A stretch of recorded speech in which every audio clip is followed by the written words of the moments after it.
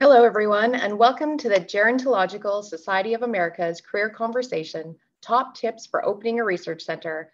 I am Dr. Juanita Bacsu, a Canada Research Chair in Nursing and Population Health at Thompson Rivers University. So before we begin today's program, I'd like to provide a few logistical considerations. Please keep your audio on mute during the event and submit your questions for the panelists through the Zoom chat. We invite you to view the webinar in Zoom Speaker View. This conversation is being recorded and will be available after the event on our GSA website. And now I'm joined today by GSA member, Dr. Patty Slatum. Patty and I are members of the GSA Career Conversations Workgroup that plans the career conversations and mentoring consultancies. GSA's Career Conversations provides a forum for ideas and strategies to build a successful career in gerontology. Thank you, Juanita. So to those of you participating with us today, are you thinking about starting a research center? You're not really sure how to get started? If so, this career conversation today on opening a research center is for you. And during this session, our diverse group of panelists with a variety of experience and background in this area will provide their tips, strategies, and insights on establishing a successful center. We encourage questions from the audience, so feel free to share those in the chat. And to open today's career conversation, I'd like to introduce our panelists. First, we welcome Dr. Goldie Byrd from Wake Forest University School of Medicine. Next, we have Dr. Patricia Heyn from Marymount University. Also, Dr. Stephen Katz from Trent University. And we're pleased to welcome Dr. Peter Lichtenberg from Wayne State University. All right, and now we'll get our discussion started with some questions for the panelists. So drawing on your past experiences, what advice can you share about establishing a successful research center? Dr. Byrd, let's start with you. Oh, wow, I'll just do one to start us off, but there's so many things to think about. And I think making sure we have a true context around what we're trying to accomplish and making sure we have a good vision, strong vision. I think that's number one. I won't even start talking about support and planning and evaluation, but I think one of the most important things is figuring out why we want to do this and understanding when will we know when we get there. And, and from there, other things fall in place. So I'll just stop right there and let my co-panelists, add some things, but really understand, because this is a huge undertaking and it will require a lot of support, financial support, people support. And so understanding exactly what the center is going to do, what it's going to contribute, and what its limitations and boundaries and really the vision. The vision is really critical, and being able to articulate and contextualize it. For sure, definitely. Dr. Heyn, do you have anything to add? Yes, like Dr. Byrd said, this just a question is a topic for days, but definitely in a nutshell, once you start a program, you are developing a new product. So taking the business model, like having buyers in, so who's gonna be supporting you, the sustainability, so what's gonna be the framework and how the program is gonna be integrated into the university, because you cannot develop a program without the infrastructure and the support. So starting to think about all those different components that it's almost like a spider web that you start to look like where I go from this idea, from this vision, and how I can amplify that is going to be really integrated with the whole university as a whole, and then through the community, and then you start to spend more and more in the way you make the program really impactful and really sustainable. But there's much more to say, but definitely I'm going to not be selfish. And so I will call my colleagues. Peter. Thank you, Patricia. I appreciate it. These are great comments by Dr. Byrd, Dr. Heyn, and I agree with them. I'm going to piggyback on them a little bit in terms of the vision. It is so key.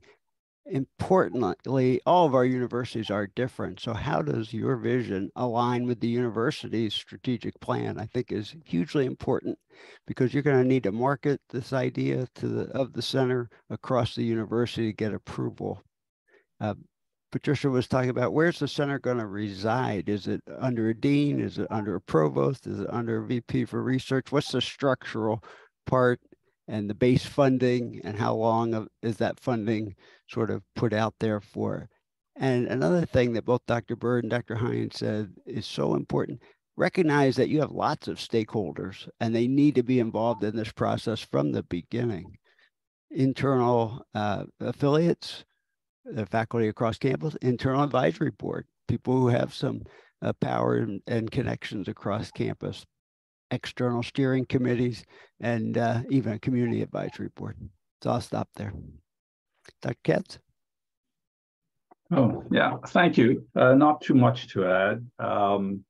I agree, having a vision, but a long-term vision is very important. Building in sustainability at the outset, not just imagine 1, 2, 3 years, but imagine 10, 15, 20 years. I think staying true to your original mandate and identity and not wavering, not kind of being flattered or bought off by, different kinds of departments.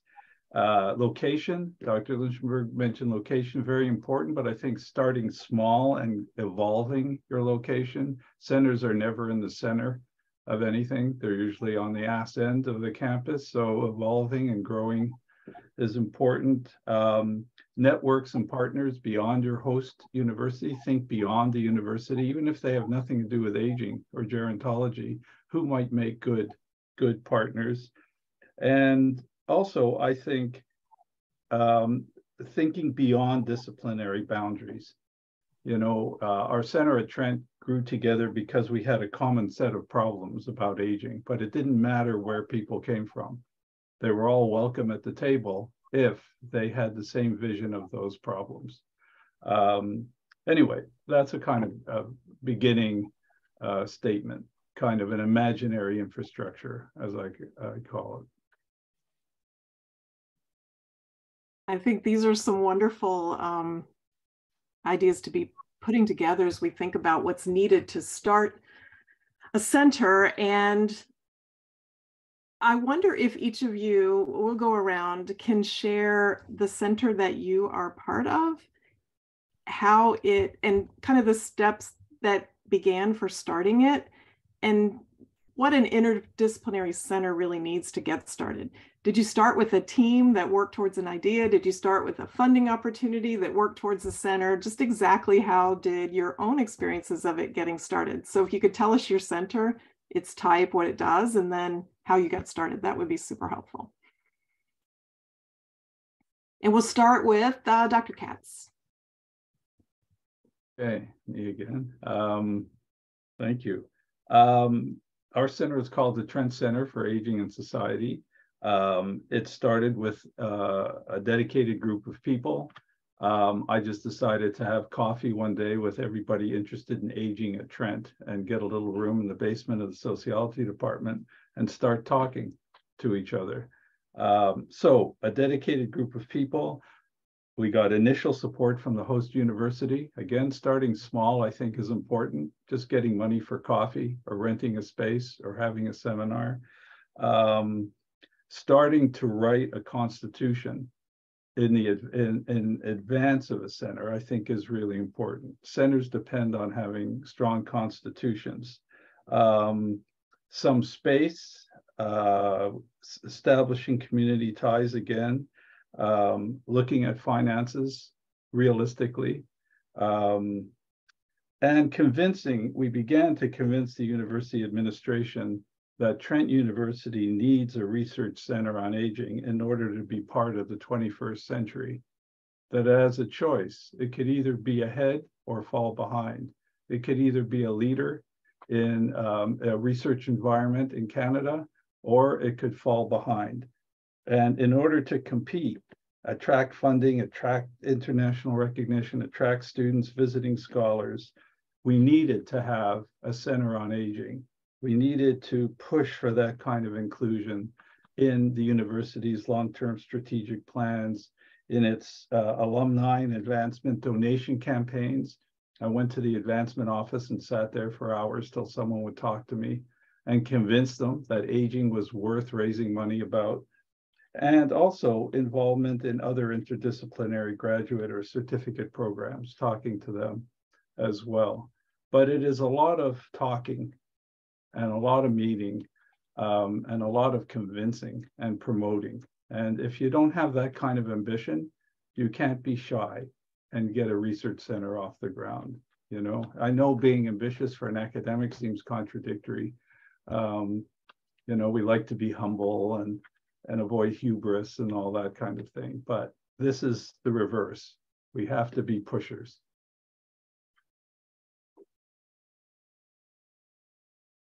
Excellent. Dr. Byrd, I'm curious how your experiences were similar and different to what Dr. Katz has described. So I've had a couple of experiences, but in my current experience, I direct the Maya Angelou Center for Health Equity at Wake Forest School of Medicine. And the center was here, almost in name only. And so my job was to do exactly what Stephen was saying. Because it was hardly known, and it didn't have a research capacity, and it had limited engagement and some student training capacity. But we were very, very small, and hardly anyone knew us. And it had been that way for over a decade. And so I was brought in to change the paradigm and to elevate the center, to address research in health equity. And so, yes, I had to do a lot of convincing. As a matter of fact, a health equity center is one of those that is discipline agnostic. And so I didn't have to worry about trying to hire people in a given discipline. The challenge was it didn't have faculty. And so I had to do a lot of convincing. And then our institution did this strategic partnership with Atrium Health. And so with that came opportunity to write a proposal to invite faculty, to recruit faculty. So a number of centers and institutes had opportunity to write and to get support. That was the best thing ever, because when I went to our advancement office, you know, the pushback was enormous. What is health equity? And we don't have many Black donors, and we don't, you know, all kinds of excuses and reasons for not raising money. And at my former institution, I raised all kinds of endowments and, you know, 3 professorships. And so that was new for me. So to come here and hear that was a little bit unnerving. So yeah, I mean, fundraising is just par for the course. It's what we have to do. And, you know, not only the NIH grants and the NSF grants and the CDC, but foundations and alumni. And so that's been part of what I've had to do. And then really starting from scratch. But I did have the good fortune of having the administration saying, we no longer want the center to be what it is, we want to elevate it. So that was really great. And as a part of my negotiation for coming here, I said, well, the one thing we need for a health equity center is a space that is located in the community, in one of the communities that we want to address. And so the institution agreed to that, to build us out a center, a space, because space really and truly does matter, whether it's on site or it's off-site. And so we're doing that, and it's going to be wonderful because we can now invite communities, and in our case, communities are important. So understanding, really figuring out, and it took me a year to get here to really build out my vision and seeing how that fits into Wake's vision of health equity, which was not very much at the time, but also the big strategic vision of where this center should go, and recognizing where the center sits with regard to where other centers and institutes were and what kinds of support institutionally could come this way. So, you know, what Stephen mentioned is exactly what I had to do in order to begin to get it off the ground. And luckily, we now have another dean who's really a health equity researcher. And so that's going to help us out quite a bit. And so she knows a lot of people and she's trying to get diverse folks here. And so it is, and who are doing just a myriad types of research that address health equity. And so it comes at a good time. But initially it was really tough. You know, it gets, you know, here I'm sitting here after a year or two and I'm like, okay, here's the vision and where are we? You know, and so that gets to be, I mean, we really have to have tough skin in order to do this work, to open a center and to maintain it and to figure out ways to sustain it when you're thinking about retirement. So, you know, so it's really, and it takes a lot of talking to people like the dean and the vice presidents and people who can be affiliates. We have a nice affiliate faculty program. And so when we were trying to design this faith health program with a faith group, we built a faith network of people to just help us with that. And we aligned that with our affiliate faculty, which has worked out really beautifully. So really understanding who your stakeholders are, both internal and external, very, very important. And having those advisory groups, that might have been Peter that talked about that, having those advisory groups to help, and people who you may ordinarily expect could help you. And so we partnered with some companies, as a matter of fact, to help us with some ideas, and they want ideas and we need ideas too. So those unlikely stakeholders are very, very important. I think being a center director is one of the most innovative things a person can do, quite frankly, because you get to really be creative and find those nuggets and those people and those opportunities that come in and just help you out in a very strange but really wonderful way. So I like that space. So I think I'm hearing tenacity and communication and vision and paying attention to those stakeholders. These are things that are emerging, I think, as common themes. And Dr. Lichtenberg, how has your experience been in your center? Yes. Thank you. Such inspiring comments by Dr. Katz and Dr. Byrd and what they've done, because I didn't start this center. As a matter of fact, the Institute of Gerontology, I tell our president, it's a legacy institute. It was started by the state of Michigan in 1965, along with U of M, University of Michigan, at the year of the Older Americans Act. In 1986, they separated, and there were two directors before me in the modern era, but they each only stayed a few years. So I've been able to have the opportunity to expand our institute. Next year will be my 25th and final year as director. And a couple things about it. I asked several center directors, had conversations just like this. You know, give me some tips, give me some advice. And Leonard Poon, who was at the University of Georgia, said, Peter, every center needs a Georgia centenarian study or something like that. So ours is our Healthier Black Elders Center. It is it is both a community engagement arm and a participant registry. And so it has both a widespread community involvement and widespread involvement for resources for faculty. We also kind of redefined who we were. We focus now on aging and health. From a variety of perspectives, we expanded from behavioral and social science to also include cognitive neuroscience. And so that we really got a foot into kind of the biomedical area as well. And we've been able to not only contribute more to center grants, be big parts of those, but also get more R01s and other funding. It is so important to understand at your university, how will the return on investment be measured? What are people looking for? And at Wayne State, it both is a research Carnegie One University for research, but also for community engagement. So an institute is really well positioned. We don't have the curricular mission. And so we are very well positioned to educate practitioners in the local area, as well as older people and their families. And I agree with everything that was said about fund development. I created the fund development program here. We actually didn't find the traditional model to work very well. So we actually got somebody who was really good at sales, and we did a sponsorship model for many, many years. And then we embarked on an endowment campaign just a few years ago. And we've surpassed our goal so far. We hope to make it. We originally started with a $1.5 million goal, and we're over 2.5 million now. And that's important to the university.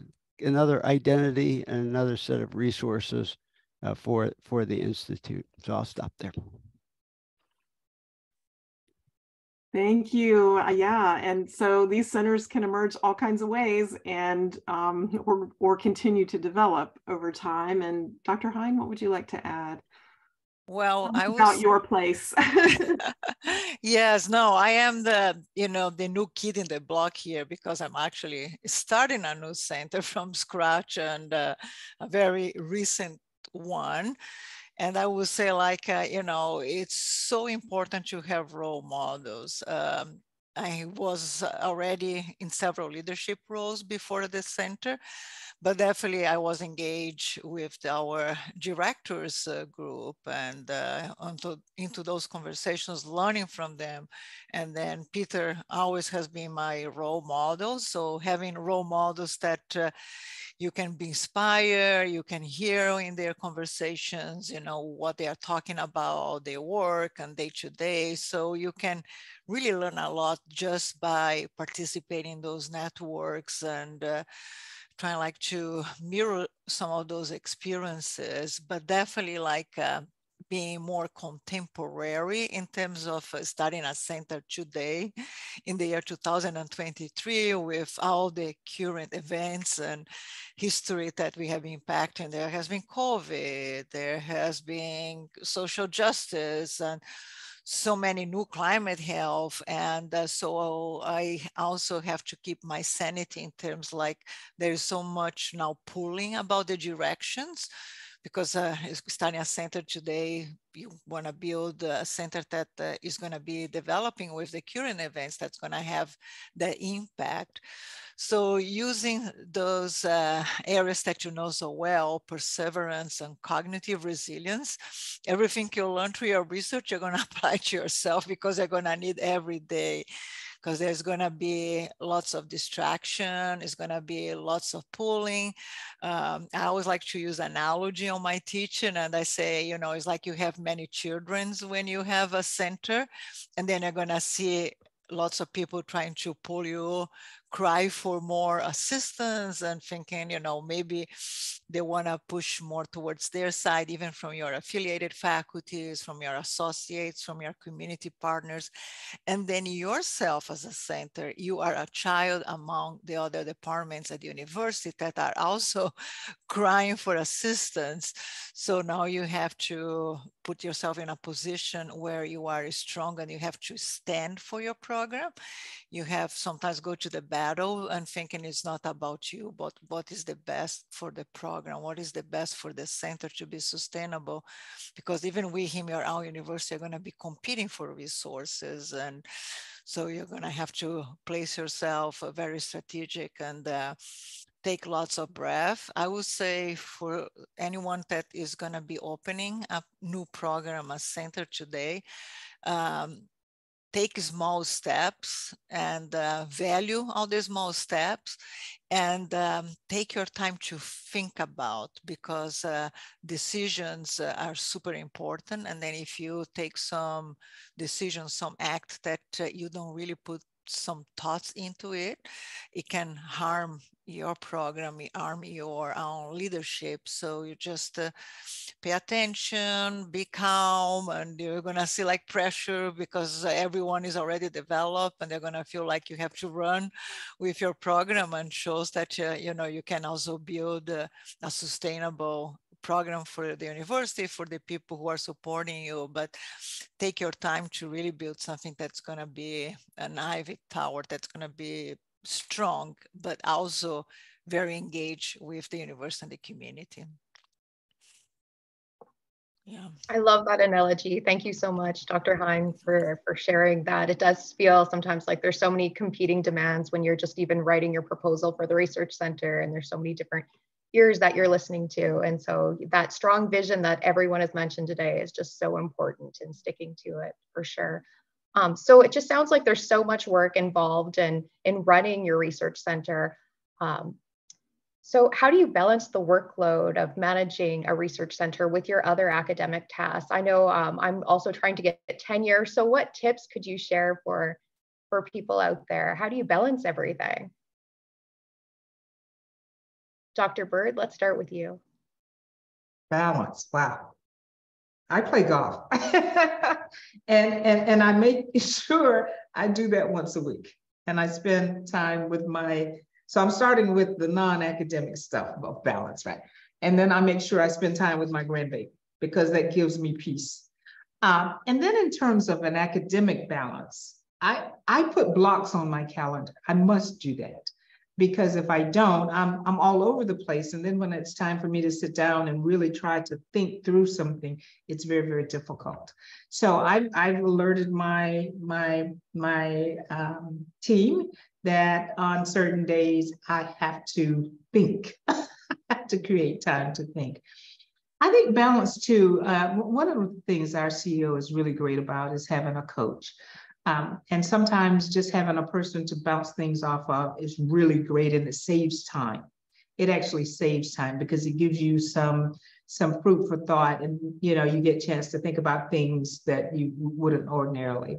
But so for me, those things help me balance things out some. But creating space for thinking and writing, and not trying to do everybody else's work every day, all day. Just creating some time when you have time to think and to enjoy life some is really great. I wish I had thought of this 30 years ago. So. That's fantastic. I think we could all use more tips for balance. Dr. Katz, how about you? Oh, thank you. I just want to mention, Peter, I did speak at the Center for Aging at Wayne State. It was exactly actually 25 years ago. So you reminded, Ruth Ray had invited me. I don't know if you know Ruth. But, oh, absolutely. And I remember that. Yeah, that's interesting. It came to mind. It was spring. I was very impressed even then with your center. So, okay, managing workload. I think as with any administrative position at a university, center management or directorship should come with some expectation of other supports, of course release, for example. Also, again, it's important to have a constitution for the center that defines the parameters of the director's role. Otherwise, you end up doing everything. And also defines the parameters of subcommittees, of the executive committee or governing board, who does what. And I think that's really important, because then you can refer back to the Constitution and say, this is within my parameter as work. Personally, and I don't, no criticism, Juanita, but I don't think an untenured faculty should take on a heavy administrative position because you're untenured. There's that extra layer of protection with tenure from from the forces out there. But I know you're going to be an excellent director, so I'll withdraw, in your case, that comment. And I think managing a center is impossible without an administrative position, even if it's part-time. It's not a big expense for the university. It might be financed from multiple sources, including members' grants. And I think you can't be a director of a center without help. I mean, that's also built into the job description. And really, part of the privilege of being a center member should be reciprocating by including some kind of contribution back to the center. If I got a $2.5 million grant and I'm depending on the center for infrastructural support or even web support or knowledge mobilization support, then I think part of my grant should include a 5–10% something back to the center. And I think that's something to establish. in terms of the activities of your members. That supports the center as well. But don't be afraid of asking for, help and defining a job description that has supports in it, that has course release, that has an administrative assistant built in, that has a golf day if necessary, because otherwise you'll end up just having to do everything. And I think that's very unfair and unnecessary and leads to burnout. And also, finally, in the Constitution, how are directorships renewed? Who decides when your time is up? What is the term of a directorship? Is there nominations? Is there a search committee? That's also important too. Otherwise, you just end up being the director forever, and people love you, and they don't, assume that anything's going to change. Yeah, those are excellent points. Thank you so much. Dr. Heyn. Yeah, thank you so much for that, Stephen. That was great points. I'm not there yet in that point, like thinking about the longevity and the directorship, but definitely that's a good tip to think about when you're building a new program and trying to think about the 3 years plan, 5 years plan, 10 years plan, and have the vision that they're going to have some longevity. So those are important areas to think about. In terms of keeping the sanity, I would say being grounded. As I mentioned, there is always, people that is going to need your help, especially when you are in a leadership role. People expect guidance. So leader, they expect to be inspired by you. And so just that connotation already sometimes can be stressful, because you have to be in the position where you are inspiring your team, you're inspiring your faculty, you're inspiring your students. And for that, leading by inspiration, but also by delegation is the key. So if you know how to delegate, use it. If you are learning how to delegate, learn fast and learn being authentic, because it's really important in a position like that you delegate, but supervise. Be available. Is your associates, your students, your trainees, they want to know that they can count on you. So you are their safety net. So they will take with pleasure their roles and share their leadership with you, but they want to know if you're going to be there for them, if they can count on you. So it's important that once you delegate, you make sure to be present in a way that you can take time for yourself and be yourself, a moment that, you are who you are without worry about all the extra work and the responsibility, but knowing that it's important that people know that they can reach to you and know that you are there for them. So those are my tips. I love that. That sounds like another career conversations, tips for delegation. So Dr. Lichtenberg, how about you? Wow, great points, Dr. Katz and Dr. Heyn, Dr. Byrd. Just amazing to me. I think it makes me think about things that are so implicit in my mind, but they need to be explicit. That is building that team, that administrative team. That is so key. And what can that team do for your faculty that isn't done elsewhere? So, for example, ours, we've built, based on some of our salary throwback, grant administrative support that is unparalleled here at the university. You go to any college and so forth, and they don't get the kind of service that they get here, which encourages faculty to just do their job, write their grants, do their research, as opposed to having to fill out paperwork and kind of communicate in depth with sponsored programs and back and forth. So that's really important, but it's only done too, Dr. Katz kind of hit on this, if you know how's the flow of money coming. And if you're successful, are you going to get more money back for your center? And how much is that? And what sources is that? And we won't go into all of that today, but money becomes very important for a center, and how you get access to monies that you help to bring in or you bring in directly. Juanita, I wish you all the best. You're right, Dr. Katz. I would have advised her not to do it either, but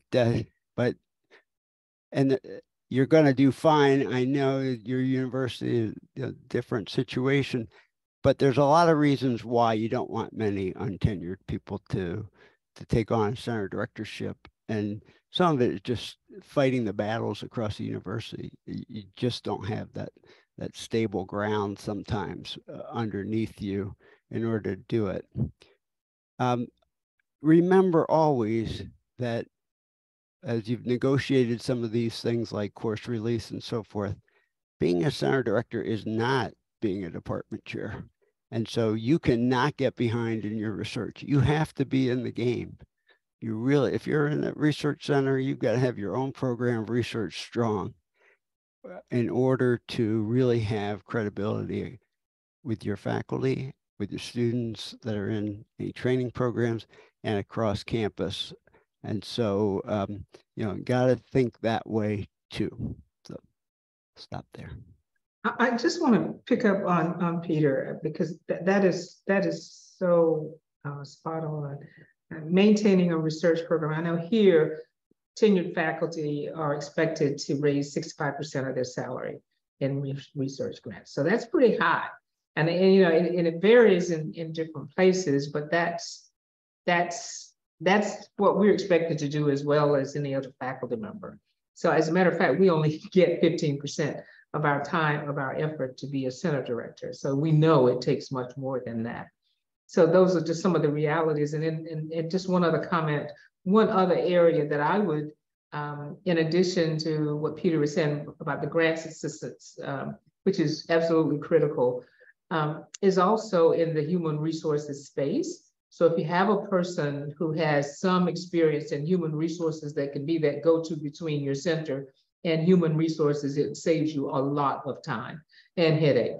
So it could be even as you're hiring research support personnel, and you know, in cases where that's not really, it's not always a high priority area in terms of elevating those people and ensuring that they remain with study with researchers is really critical. So having that person to advocate for, to be an advocate for those people at all levels is very important. It saves a lot of time if you have a person with even with 20% effort to help be that go-between between the center and the HR. Yeah, I love that tip. The human resource, just so important there. And so maybe again, making that network and reaching out to human resources at the university as well. Any connections you can draw upon, it just sounds so important. So I know we kind of touched on this a little bit about funding. So any tips that you would suggest for people trying to get started with a research center with limited funds? Where do you go? Where's the first place you'd kind of look? I've been really fortunate with grants, and so I feel like I have a strong base established. But for people maybe with limited funds, what would you suggest?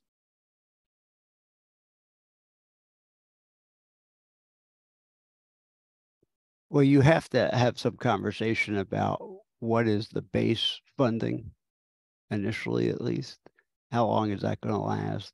How is funding going to be, you know, accelerated by the center? Like what kind of monies will the center have access to if it's successful?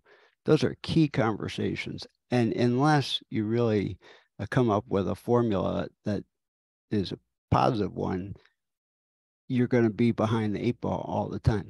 So for example, for us, to me, you know, indirect costs get chopped up so many different ways, and it's all done by a certain formula. So I'm not that worried about it, but I want all the salary savings I can get, and I fight tooth and nail for those. And that helps me to do the extra things, especially with our community programs and so forth, with those salary savings. So I know that the better we succeed, the more we can do both for the community and across the campus.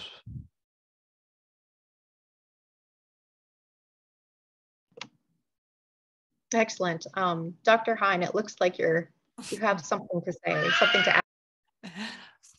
Yeah, so I would say like, as any other area that you're developing or research, creativity is going to be a part of your leadership. So you have to really have a diversified portfolio, and when you're doing your strategic planning, that's going to be part of your planning, thinking about target organizations and resources where you can find funding, and also getting support from the community. I would say, like, for me, my best allies and champions are the people in my community, the organizations. They really want the center to succeed, and they are super devoted to the center. So to the point that they want to do auctions to raise funds. They want to do some conferences where they are going to sell the conference registration to bring funds to the center. So those are like small initiatives.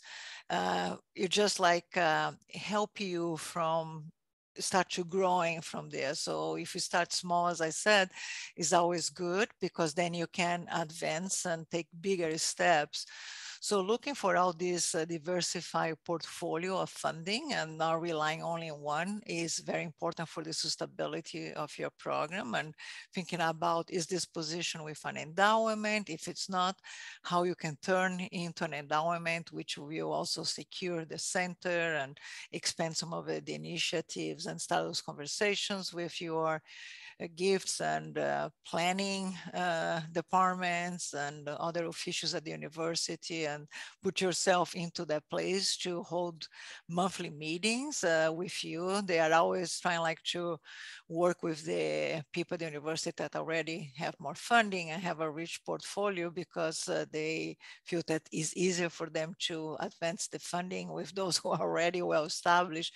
But you have to remind them that they didn't get there by not having the support of the university. So make sure you are holding meetings with some of those important people that can help you identify donors, participate in programs that you can highlight your center and call the attention for the great things that the center is doing or can do with additional support.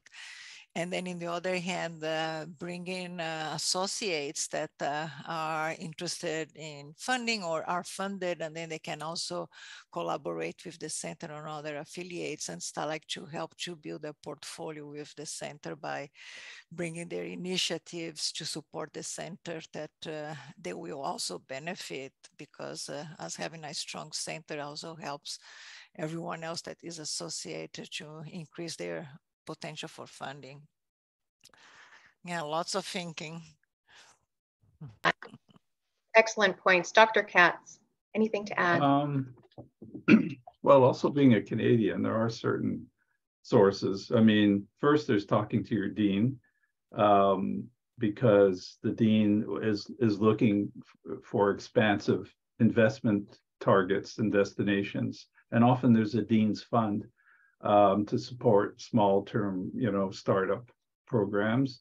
The SSHRC also has sometimes some small university grants. I think your university would qualify for the SSHRC aid to small universities, and there are other programs.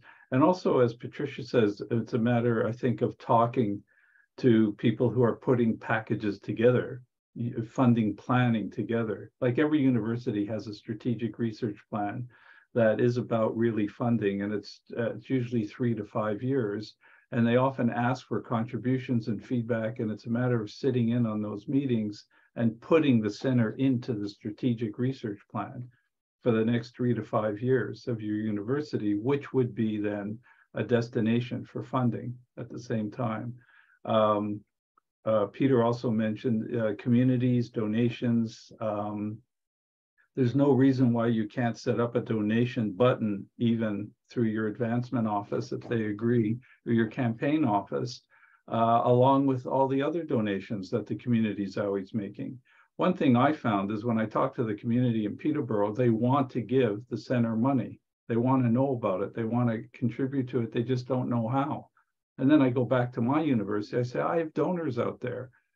We'll talk. I said, no, don't talk to them. Create on your website a nice fat button.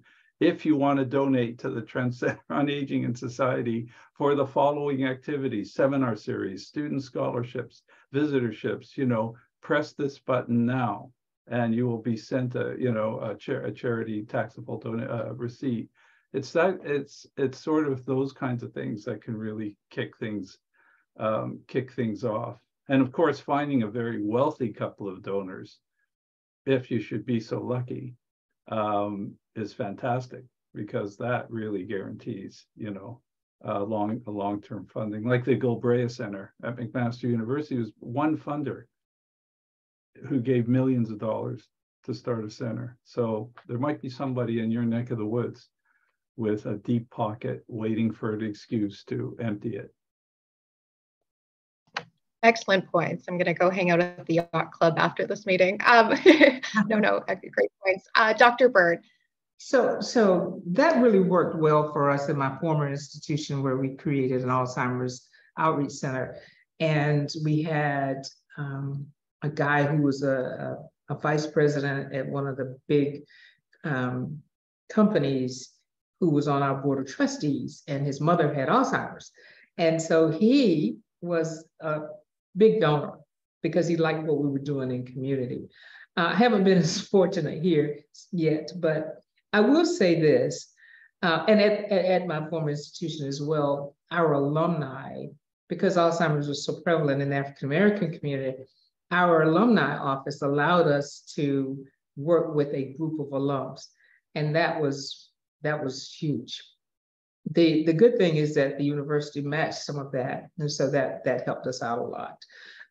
But there are also associations like you know, of course, the Alzheimer's Association, that's grant funded as well, or the American Heart Association, or some of these associations that may not be specific to a specific project, but are associated, but might like an aspect of what you're doing, is a great way to do that. And then, you know, those folks whose families you are impacting are usually grateful for the work that you do. And so they often will, so families will often donate. If you have the luxury, I suppose, and the approval from your philanthropy office, if you could find a community person to give you 10 hours a week to help you make connections, it's money in the bank. If you can find that person and you can get your philanthropy office to say, yes, we will work with your person, they can be so helpful. And often there are people who have worked in the space that would love just a few hours a week to help you with that. We did a lot of events and things too, but if you could get a couple of big pieces of money that can take you in a space, and then ask people if you can endow it, it's great in terms of thinking about the future of your center. Yeah, these are really great points. And we did have one question that came in the chat from Darina asking about the balance between untenured and tenured folks. And I'll just add that in my own experience in starting a core within a center, we really were intentional about the professional development of the people that we brought into the core, because a lot of them were being hired to build a new research focus, and that most of them were, because it was a new center, weren't necessarily tenured people that they wanted to come and direct their own show. They weren't necessarily interested in coming to be part of this. And so by attending to the development, now all these people have made their tenure. And the center is strong because it focused on people and their development within it. So I'll just offer that. We all have different structures and things we have to attend to, but thinking about that in a center, I think, is important. I had one quick point. I'd like to even hear from the other panel members. There's also money, I think, that you should turn down. And that's an interesting, dilemma, okay? Because the university could offer you money that actually fragments and exhausts the center. that you should politely, of course, say no to in a very bureaucratic way. You know, I have to take it back to my governing board. We have to have a discussion, et cetera, rather than saying no. For example, your university could say, well, you know, if you develop an undergraduate program on gerontology, I think there'll be money for you. Okay, what does that involve? Well, imagine the workload in developing an undergraduate program, and more space, more assistants, more directorship, hiring tenure track faculty who don't exist yet, stretching your own members, volunteer labor, etc. You know, so that's one I would. They do offer you money based on you taking on teaching, because that's money for them. It brings in students, right? Graduate and undergraduate. That one you have to be careful of. Then there's private companies who may offer you money, and you're going to have to decide about the ethics and other considerations of the privatized path. And thirdly, there's community money, but it's based on you selling some of your research or hiring some of your research, or turning you into a bit of a commercialized research center where you'll do a survey for the community, or you'll do an outreach program, or you'll do a longitudinal study. You have to be careful with that too. All three examples have in common how much you could get stretched by offers of certain kinds of funding. And it's something at our center I think we've been very careful about and had lots of debates about, which is, hey, here's a financial flow. Should we accept it? What are the costs to you, however? And do the risks of those costs outbalance the refusal? And anyway, I'm interested to hear from others on this, because this is one of the main bugaboos that we have, one of the core dilemmas of discussion of what to accept and not to accept. I think it's a kernel of leadership that you just hit on, Dr. Katz. What you say no to is often the most important decision that you're making, because you're staying focused to what your vision and mission and accepted core values are, and trying to block out kind of the rest. Yeah, I think that's a great point. I'm not sure I have all the answers for that one, but it is a great point, because all of these centers are surrounded by bureaucracy and politics, and you just can't get around it. And so, as you're saying no, how do you strike the right balance, particularly with an offer, as Stephen said, from within? It's easier sometimes to do your homework and be able to say no to a company that you don't agree with. But when you're saying no to your dean, it is something that you want to be able to articulate a good justification. And as you say, do it gingerly, if you will. But and then count that cost as well. And maybe it would be good to have some alternatives in mind when you go have that conversation with the dean. And a best alternative to that recommendation, which means that, once again, the center director has to sit down with people, with your internal folks as well as your external folks, and really think that through. But I so agree with you, Stephen, that sometimes it just isn't worth the gift. It just isn't.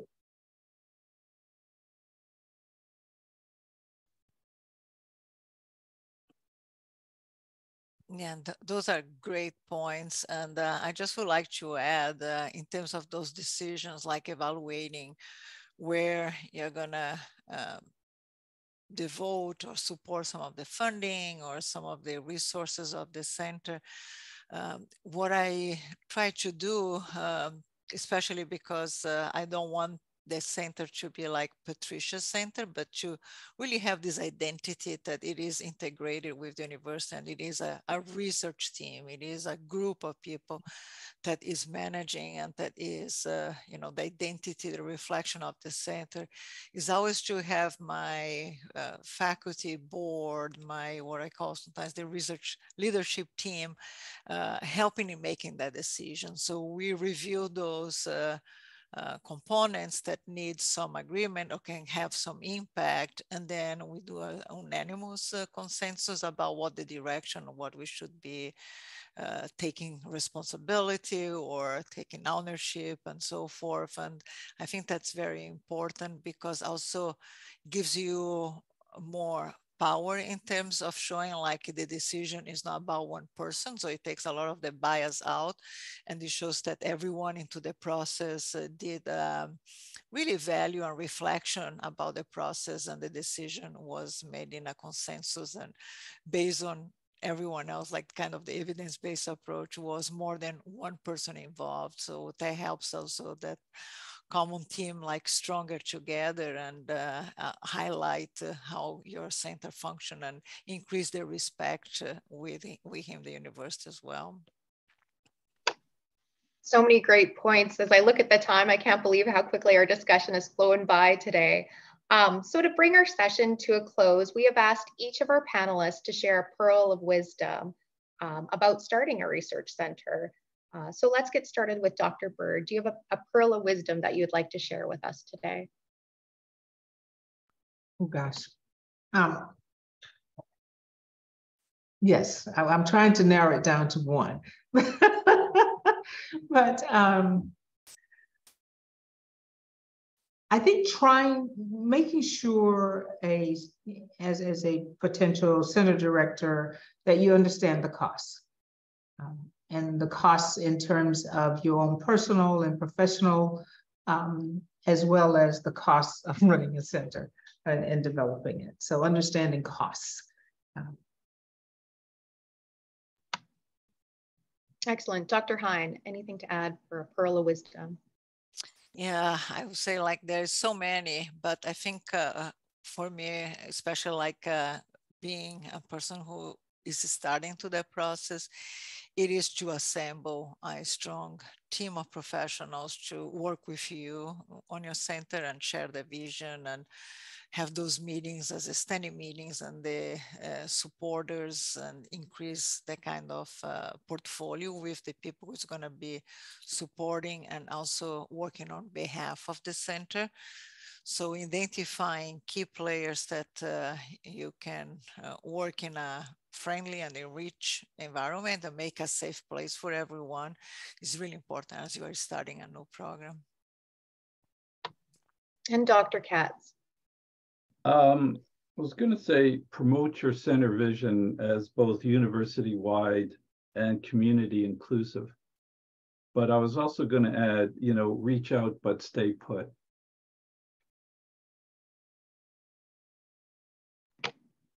And lastly, Dr. Lichtenberg. Centers at universities were created by the federal government along the lines of water management systems. Why? Because that was the way to have interdisciplinary activity. And at the core of centers and institutes is interdisciplinary activity. And that's what is so important about a center and about all the centers that we've been talking about. Along with that, I think developing what your core values are for your specific center and staying true to those, even though you're going to go in different directions as you grow and expand and so forth, you don't want to veer from those core values. Thank you all so much for just a lot of stuff in a short amount of time today. And as we close our conversation, we encourage our participants in the session to connect with your university, what's required about centers and understanding the policies that are in place. It's a great place to start talking with folks who have recently started other centers within the university. And I'll also put a plug in for GSA's interest group for center directors. So if this is something that you have an interest in, that's a group you can also connect with to expand your network and continue these conversations. Perfect. And please join me in thanking our panelists for sharing their time and insight with us today. Thank you also to our work group members who planned this career conversation. And thanks to you, our participants, for your questions and comments. And a big thank you to Gina Schoen from the GSA for her behind the scenes support today that made this career conversation possible. And you will be receiving an evaluation by email. We encourage you to complete that as they help us in planning upcoming career conversations.